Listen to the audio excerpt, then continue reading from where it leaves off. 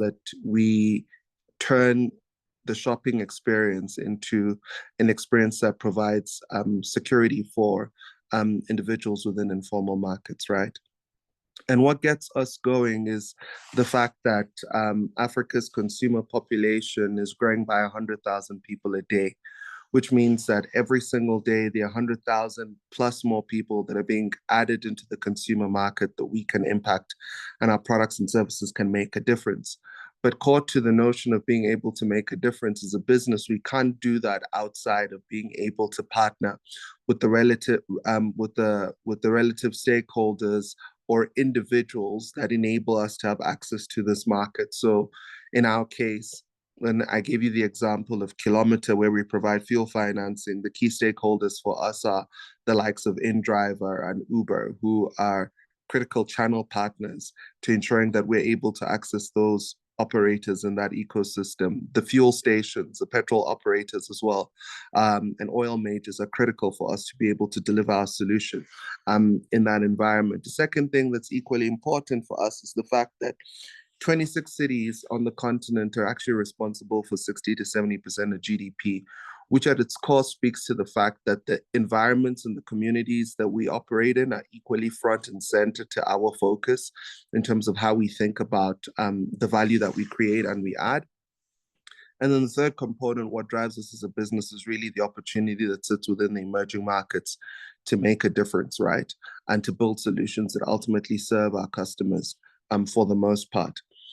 Now, coming to what's really more critical within the context of what it is I want to share with you this afternoon is that when it comes to stakeholder management, it's important for us to appreciate that everything multiplies on the basis of relationships. And that's to say that your ability to make a difference, your ability to change or influence or impact will largely be determined on the quality of how you steward the relationships that are around you. Now, relationships don't just refer to your one rich uncle or one big man that's in your life. Relationship speaks to even your friends, your family, your ecosystem, your community. Every single person has value. And it's important for you to realize that, because many a times when we think about how we create or unlock value through relationships, we often think about the individuals or the stakeholders that have the ability to fundamentally transform our lives.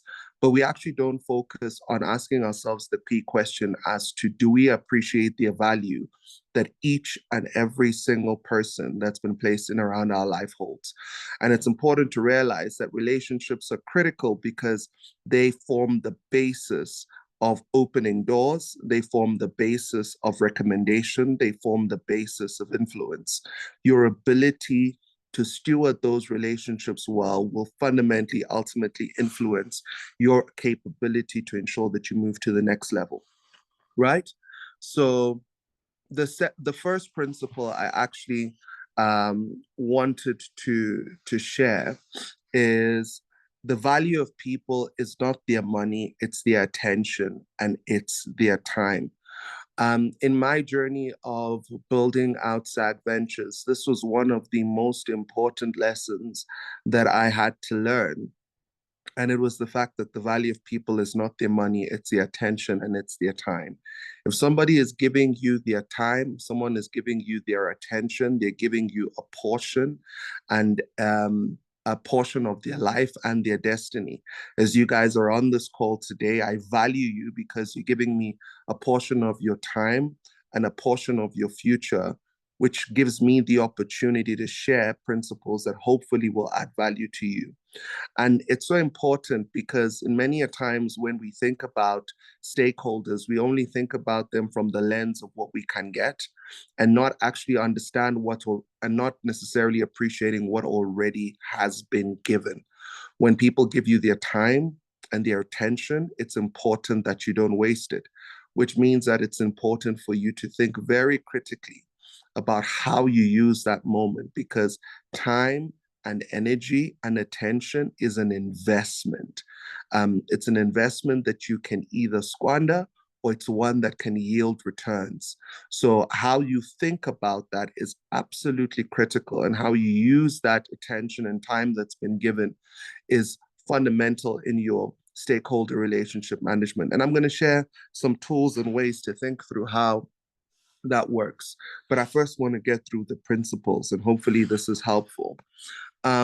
The second principle is focus on building trust over the transaction. Money or resources is the byproduct of a transaction that emanated from trust. What this ultimately means is that if you think about the products and services that you buy today, whether it's a loaf of bread that you bought on the side of the road or the akara you got next door, the question you must ask yourself is that the only reason you bought that product is actually because at its core, you had trust in the person who made it and the person that sold it. It's no different with stakeholders. Before their resources flow, trust has to be built. And many a times we tend to focus on the transaction and not the trust building exercise. And I'll further, like I said in the process of the presentation, be sharing principles or rather pointers or how or frameworks on how you can think about building trust, and think about how this ultimately influences your outcomes, specifically with your stakeholders, and within the management of stakeholders in this particular regard. The other thing that's equally important in the trust building exercise, right, is you've got to make sure that you create an environment of transparency. Now, transparency is such an important component, right? Many a times, and I'll give it from my context and my environment. In our environment where we are building multiple technology businesses or multiple ventures, one of the critical things is investors will always want to give you capital, but you always run the risk of having the opportunity to overstate whether how much it is you're making or how many clients you're actually serving. Because if we're quite honest, the truth of the matter is there is a lot of information asymmetry, which simply means the gap of information between what you know to be true and what is actually there versus what your stakeholder knows is largely limited by what you share. So that is to say that if you're not fully honest with your stakeholder, at times they might not actually know what the truth of the matter is. But your ability to stay transparent, your ability to stay truthful about the facts, whether it be of the quality of program you're looking to deliver, or how many people you're impacting, or how many people you've actually served, and let's say you're applying for some sort of donor funding or grant, if you make sure that you're transparent, even if you don't necessarily end up getting the grant because you were honest about the fact that your impact metrics were not as high, the reality of the matter is that you have built trust, right? But if you end up getting that grant and your donor or partner ends up finding out that in actual fact, the numbers that you stated were actually overstated, you have eroded trust and you have eroded the credibility of both yourself and your organization. So transparency is such a critical component. Competence is the second one. Competence really speaks to your ability to deliver. And competence is something that you should not take lightly, right? And competence is something you can equally improve on. So many a times we tend to fail to realize that and James Clear speaks about this in his book, Atomic Habits. He speaks about the principle, about the fact that you don't rise to the level of your goals, you fall to the level of your systems. And competence in many ways speaks to the quality of systems that you've put in place, both in your life, in your organization, and in your business, right? And this is important because when you are being assessed by stakeholders, they will look at what is the competence of both the individual and what is the competence of the institution. And competence plays such a critical role in influencing your outcomes in life.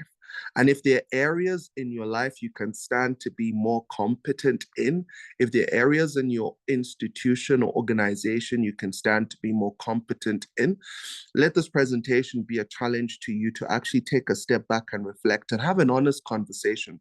Call yourself to a board meeting and say, okay, what are the areas of my life? What are the areas of my business? What are the areas of my organization where I can stand to be more competent? And having that honest reflection is so important, because what it will do to you is that it will enable you to call yourself out first before you get called out in the boardroom, right?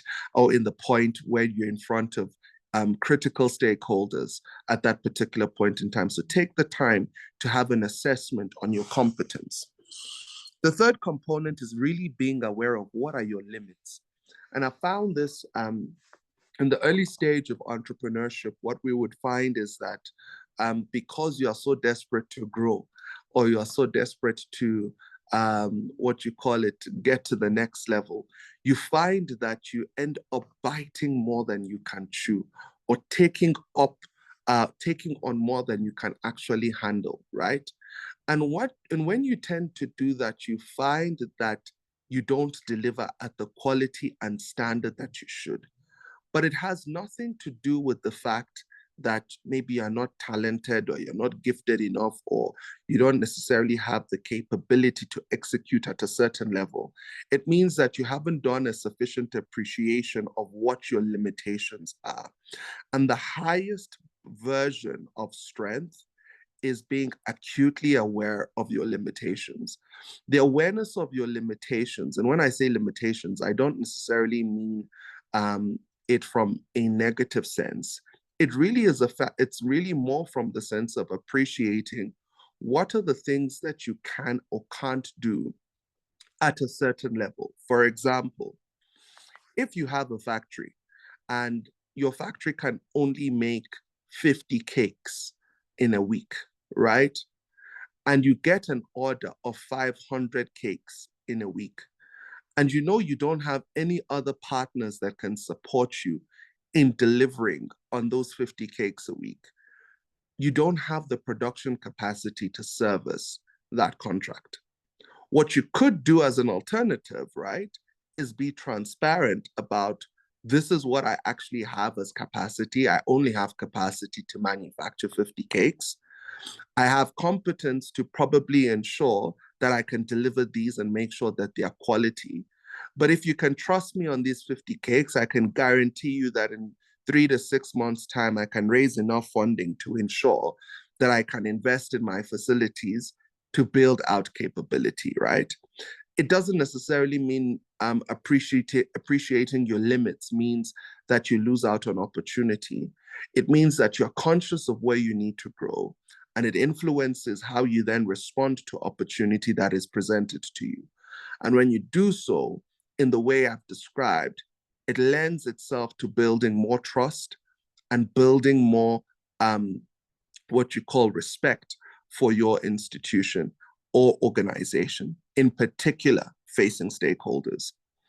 Then the fourth component that I would like to mention is the principle of over delivery, right? It's so important that when you are given a task to go the extra mile, there's a quote that says that there's no traffic in the extra mile. People who move ahead in life tend to go over and above the call of duty. And the principle of going over and above the call of duty has everything to do with recognizing that stakeholders will appreciate the value that you deliver more than what it is that you initially promised, specifically when you go over and above the call of duty. It is a critical principle in managing people, in managing stakeholders, in learning to go the extra mile in serving them. And you do that well when you under-promise and you over-deliver. The third principle that I'm going to share, specifically when it comes to stakeholder management, right, is this notion of your values will value you. Your values will value you. And I'll tell you the story, right? In our business, we took a values-based decision that, and not that we have any issues necessarily with these industries I'm about to describe, but it was a values-based decision for us as a business that we're not going to do any business, right? That promotes or advances the alcohol sector, or that promotes or advances the cigarette sector, right? We don't have problem with organizations that are in that space, but from a values perspective for us, it was not a space we sought to innovate in. The only time we would work with any of those organizations is really around harm reduction. And we did that within an institution called AB and Bev, where we've worked with them in reducing the impact of alcohol on informal market retail communities, right? But you'll never find us in the space where we are financing taverns or funding credit to increase the sale of cigarettes or anything of that sort, right? But that was a values-based decision for us as a business. Now, what had happened was that there was an interesting time in the early stage of our business where one of our stakeholders, though aware or maybe not aware at the point in time of our values position on alcohol, had offered us a significantly exciting contract. When I say exciting from a financial standpoint, as it related to the alcohol space, right? And at that point in time in our business, it was still the very early days of our chapter as a company. And this contract was something that I knew we could do, we could execute on relatively quickly. And I'll never forget the conversation I had with one of my mentors when I spoke to him about the opportunity. And he said to me, Prince, if you don't actually learn to say no to this, you will never be able to say no again. And this has everything, once again, to do with the notion of how do you value yourself? Your values will value you. And we had to take a principled decision as an organization that, despite the fact that we could make so much money from this, we had to humbly decline the opportunity to work with this particular client in enabling their business in the way that they had required us to do so. The upshot of that was not that I suddenly miraculously got the money that I said no to. But what it did is that it built integrity between me and my team. It built integrity between our organization and our stakeholders. And what it's done as a consequence is that it strengthened the quality of the relationships that we now have with the various partners across the group. The purpose of what I described is that it's very easy for you to put up your values for sale because of money, or to put your values up for sale because maybe a stakeholder wants you to do a project and you know you want to do it because you need the money, but you know it's not something that actually sits with your values. Being able to say no is such an important value. So this is a third principle. Your values will value you. Now, to the more practical component, right? One of the critical things that I've learned as well in my process and journey as an operator in this space has been this principle that we've developed called AUR, which speaks to assimilate, understand, and respond, not necessarily react, right? And specifically where stakeholders are concerned, it's so critical to have a clear understanding of what is it that are their needs, interests, and obligations. Have you assimilated and fully understood what that means? Have you asked questions to appreciate what is the highest value, or what we like to term the highest vulnerabilities of our clients?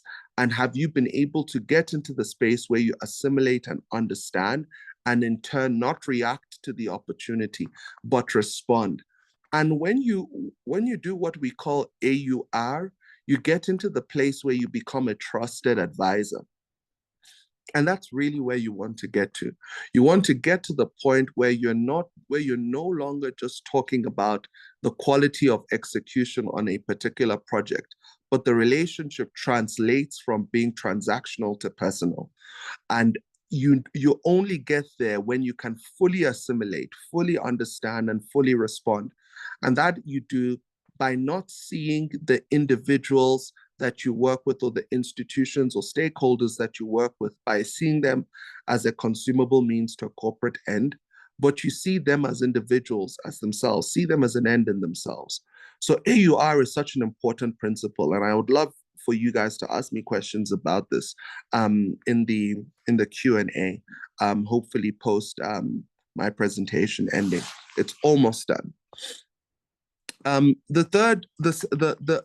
second principle, or rather framework that I'd like to share, is what we call the relationship matrix, right? So you'll see we've got an X and Y axis, and on the Y axis, you've got your objectives, and on the X axis, you've got what we call your interests, right? And in the top right-hand corner, you've got what we call family, right? Now, family is really a view of a stakeholder profile or archetype. It's not necessarily speaking about your mom and dad and your uncle and cousins. It's more referring to stakeholders who align with you both on your objectives and your interests, right? You can put them in the bucket of family. Then you'll have stakeholders who are in your bottom right-hand corner who are friends, right? These are people who share the same interests with you, but probably not the same objectives as an institution or as an organization. Then you have the bottom left-hand corner, which are adversaries, right? And adversaries are stakeholders or individuals or institutions where you're opposed both on your interests and also on your objectives, right? And then you have allies in your top left-hand corner, where you've got the same objectives, you're positively correlated on your objectives, but you're negatively correlated on your interests, right? And the whole idea behind this relationship matrix is for you to be able to map onto this matrix, right? Who are the various stakeholders that I share the same objectives with, the same interests, the same or who are the stakeholders that I differ with in terms of objectives and interests, and who are the guys that I share the same objectives but not necessarily the same interests with, right? And the whole idea behind it is to make your adversaries your allies your friends, and your friends your family, right? And the way you move your adversaries to becoming your allies, by way of example, is by being very clear about the fact that though you guys might not necessarily share the same sort of objectives, there are definitely spaces, even though not immediately perceived, where you might share the same interests, right? So, for example, I have the flags of both the United States and China in the bottom left-hand corner, right? Traditionally and diplomatically and politically, as the media peddles the narrative, it appears as though these two countries are adversaries, right? However, in certain regards, they found out that they actually do share some sort of interest. And the interest that they have, by way of example, is that a lot of American debt or bonds are carried by Chinese banks or financial institutions, right? Which fundamentally changes the way in which these two countries reacted. It also informs the reason why, when we recently had this, what they would call trade war, it's not like it lasted for over half the year. It's because of the nature of the fact that they do realize that there are what we call intersectionality of interest between us. So in many times you might find that you might have an adversarial relationship with an individual or an institution, but the actual point of interest that you guys might share might, for example, be that we are both supporters of Manchester United. You can use that as an entry point to build a relationship, to get you guys to become allies, right? And eventually they become friends, and eventually they become family. Time will fail me to obviously go into the detail of how you can apply this across all your different contexts. And that's probably why we're going to open up the session for Q&A, right? The crux of my presentation today really, and why it was structured in the way that it was structured, if anything, was to give you more principles, and that would ultimately influence the way in which you behave facing your stakeholders, to reflect on the fact that it's more about the time and the relationships that you are able to build, and that each and every single relationship has value. And that out of the value that emerges from those relationships, transactions can then emerge. But the transactions in themselves are not what you should be after. You should be after trust. And the trust should ultimately enable you to be able to be upfront and honest about your values and not compromise them. So I hope that the presentation was helpful.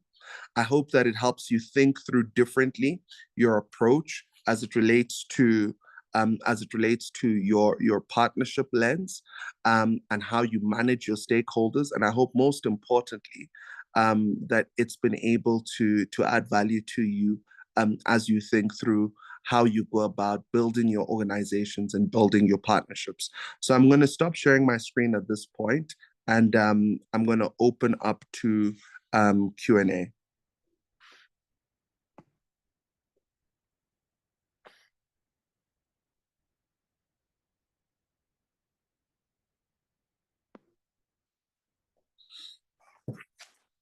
Hi guys, you guys still there?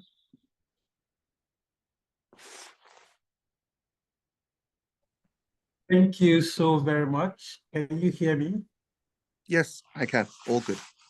All right. Thank you so very much. This is so simple, straight to the point, and very concise. I would like to know now, we're opening the floor for all participants. For those of you who might have one question or the other. So please, if you have a question, kindly use the raise hand feature or use the Q&A session to ask your question. There's been numerous apologies. There's been numerous feedback, running through the chat of how valuable the session is, and I think that is something that is universal, because I think this week alone, this is like the third stakeholders session that I'll be sitting in, and I must say that there's still something new and new insight that I've gained. Thank you so very much, sir. You're absolutely All right. welcome. Yes. So quite insightful session. I do not have questions. Thank you for your concise presentation. Thank you very much. This was really amazing and impactful. So I think you did an amazing job answering the questions on their mind even before we got to this Q&A. So we want to say thank you once again for making out the time out of your very busy and tight schedule. I do understand how busy you are. Thank you for making out this time to impact the next, should I call them the next or the present generation of change makers on the continent of Africa? We really appreciate you. So please send your emojis, send your thank you in the chat to Mr. Prince before we bid him farewell on this afternoon's session.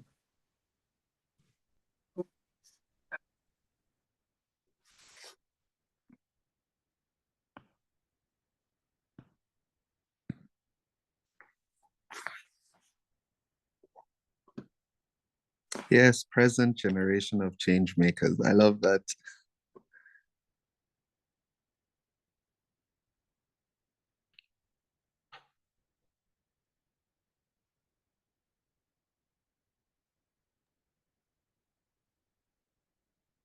All right, it looks like we don't have any questions in the chat, because I've tried to go through the questions. The questions there are just project related. But I think it's a good place to say that we all understood all you shared this afternoon. And just to add my voice to Oluwaseyi's comments, we appreciate you for your time, and we hope that we will have you for another session in the future, not too far from now. Thank you so much, sir. Thank you so much. It's such a privilege to serve. I sincerely appreciate the audience, and yeah, wishing you guys all of the very best. And once again, to the change makers, don't stop making the change that you are doing on the continent. Africa does need you, and your contribution counts. Thank you so much, sir, for that. And we can let you go now. Thank Alrighty, you. take care. Bye. Bye. Yeah. All right. Guys, how did you feel about the session? I can see 2 hands raised. I hope that you don't have questions related to the topic that was treated, but let's see how we can navigate that. Okay. So let's do a quick let's allow the 3 people's hands raised to ask their questions just very quickly so that we can call it a day. I'm gonna start with Olumide. Olumide, you have the mic. You can unmute and ask your question.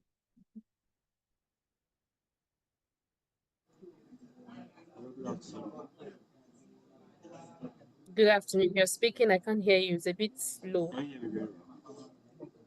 Hello, can you hear me now? Can you hear me very well? No, I cannot hear you. Oh, I'm shouting, I'm screaming here.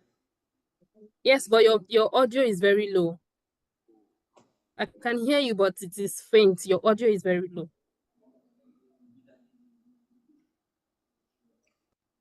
Okay, can you hear me now?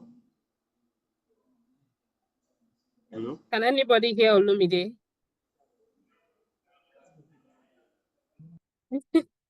Rama says change makers don't shout, they act. Wow, nice. Okay. All right, Olumide, you can ask your question. I'm trying to hear you, but I guess you know, others can hear. So just take a stab at it. Okay, thank you for the slide and the presentation. Okay, so my question is, when you talk about during the relationship, when it talks about how you can leverage, he said Oh is no, I can't hear you. I can't hear you. I'm really, really trying to hear you. So you know what you do for me. Those of you that still have questions regarding this session, please put your question in the chat and we will send it to Mr. Prince for him to respond to them and share the feedback with you. Please put your questions in the chat if you have questions about the session.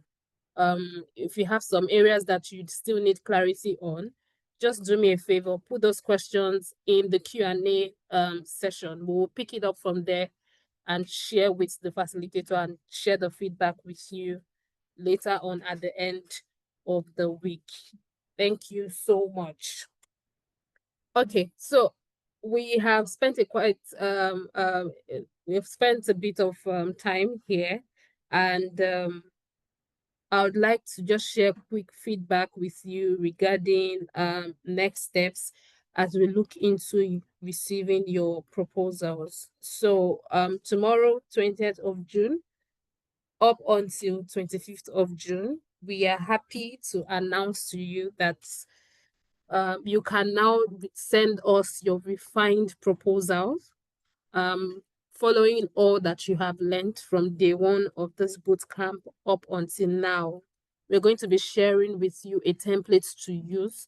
The template will be on the YDoS website, so you can go there and download it and then use the template, answer all the questions that are there, and send us a revised proposal so that we can review and then approve your projects for the Youth Day of Service.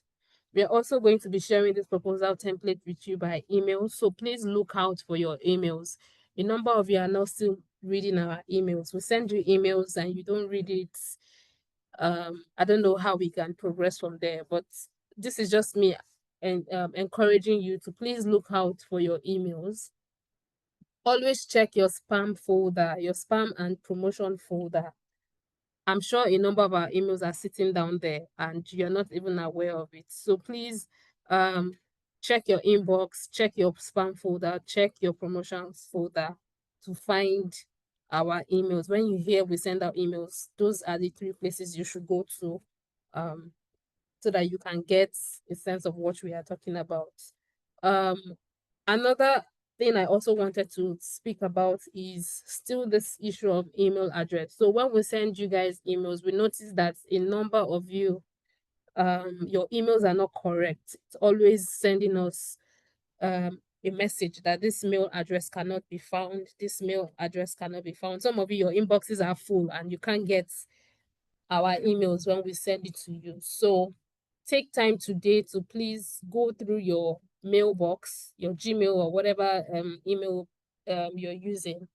And if you notice that your inbox is full, try and delete something so that you can get our emails, and also fix the issue of your wrong email address. The proposal is a good opportunity for you to fix your email address. So just in case you made a mistake when you were filling the registration form on the website and you put the wrong email address, please ensure that this new proposal you are sending to us has your correct details so that we can be able to reach out to you.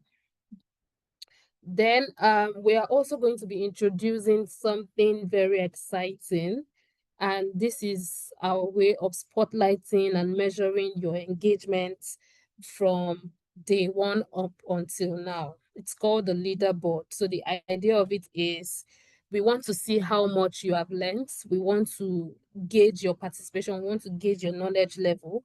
So we are going to be throwing open some questions for you tomorrow. It's called Friday Trivia. I thought somebody would be excited about it. I can't even see anything in the chats. I can't see anybody excited in the chats. Okay. So we are going to be sharing a couple of questions with you tomorrow, so you can answer them and we can be sure that we are not wasting our time on this bootcamp. It's going to be very competitive, so don't take it with levity. Don't take it as one of those things. Take it very seriously, because at the end of the day, the goal is to spotlight the top 5 change makers across Africa. So you want to be the face of YDoS for next week. You have to, bring your best foot forward and put your A game on so that you can be the face of YDoS for next week. So the questions, like I said, will be shared with you. You would answer them within a specific period of time.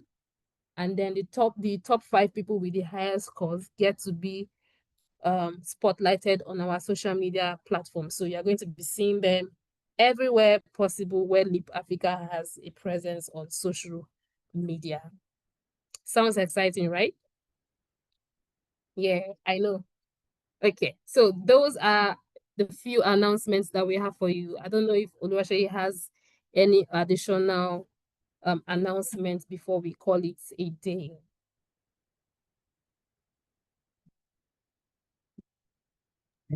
Hi, Victoria. Thank you very much, and good afternoon once again, everyone. Can you hear me? Yes, we can. Okay, all right, thank you. So I think you've covered it all. Maybe the only thing I might just want to add is the group discussions that will be coming up. So you have mentioned about them checking their email. I just want to reemphasize that you should please pay attention to your email. We're going to be sharing some case studies with you that will require you having some group discussion with other project leads around different issues that tie some of these sessions together. So that will be all for the week. Just like that, we're done with week 2, session 4 of the UD of Service 2025. I think someone is excited as I am. All right, Victoria, over to you. Over and out. Thank you so much, Oluwaseyi. Thank you so much, guys, for staying on the call till now. I am having my eyes on the attendance, and I'm sorry for you if your name is not on the attendance list. So just before we go, if you know that you haven't filled that attendance, please, please, please do well to make sure that you sign the attendance list. If you have filled before for the first session, you don't need to do that again. This is just for those that haven't even, accessed the link at all. I see your hands raised, Oluwaseyi. Oh yes, Victoria. Thank you. I just saw a comment in the chat of someone mentioning that you are not speaking to the volunteers. What is their next step? And I just wanted to call your attention to that. Oh, okay. Do you want me to speak to it? Okay. You can go ahead. Okay. So for volunteers, if we believe that you're volunteering when you registered on the platform, there is a project lead that you must have been attached to. But if you are having any difficulty, if you're having any issue identifying your project, or you have mistakenly selected a project out of your zone or out of your location, and you don't know the next step, what to do, please, you can use the chat on the WhatsApp group to make your inquiry, or send us an email at YDoS@leapafrica.org, and we will definitely provide the required support for you. So please note that the volunteers are not being ignored or set aside. We care so much about you as much as we do about the project. If you remember about what I was saying during the project management session, you guys are also key stakeholders on the UDL service. So I just wanted to call that out. Thank you very much. Thanks, Oluwaseyi, for that. I believe that we are all sorted now, and we don't have any more questions. Just checking the charts to see if we have any further question.